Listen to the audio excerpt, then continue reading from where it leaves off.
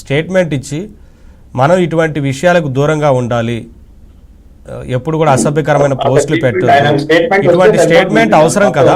అందరూ కామ్ అయిపోతారు. ఇప్పుడు మిగతా చట్టం తన పని తీసుకెళ్తుంది.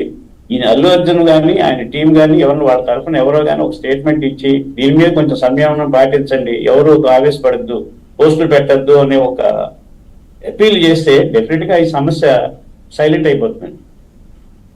అదే ఇప్పుడు అలాగా అరవింద్ గారు ఎప్పుడు కూడా ఇలాంటి వాటిల్లో ఎప్పుడు కూడా ఎవరిని కూడా మీరు మేమేమన్నా కూడా మీరు జాగ్రత్తగా ఉండండి ఫ్యాన్స్ అని చెప్పేవారు. మరి ఈసారి ఎందుకో మళ్ళీ అల్లు అర్జున్ గారి టీం నుంచి అసలు ఏమీ రావట్లేదు. అరవింద్ గారు ఎప్పుడు కూడా ముందుండేవారు, ఇలాంటి వాటిలో ఆయన ప్రోత్సహించేవాడు కాదు. మొత్తం టోటల్ గా మెగా ఫ్యాన్స్ అందరూ కలిసి ఉండేటప్పుడు ఎప్పుడు కూడా ఆయనే చూసేవాడు. ఇలాంటివి ఏమైనా ఉంటే ఇమీడియట్ రియాక్ట్ అయ్యి ఇలాంటి వాటిలో మీరు అత్యుత్సవం చూపించొద్దని చాలా గట్టిగా చెప్పేవాడు.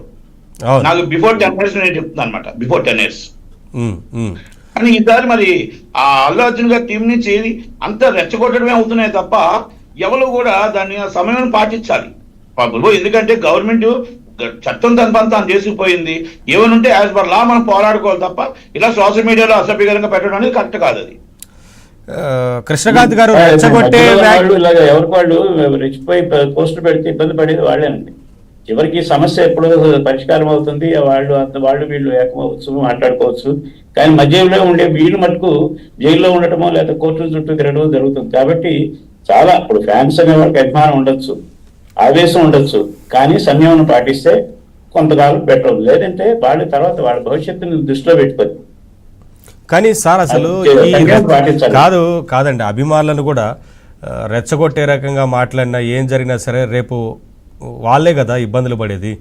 అనవసరంగా వారు కూడా వారి కుటుంబాల గురించి వారి గురించి ఒక్క క్షణం ఇవన్నీ ఆలోచించాలి కదా సార్.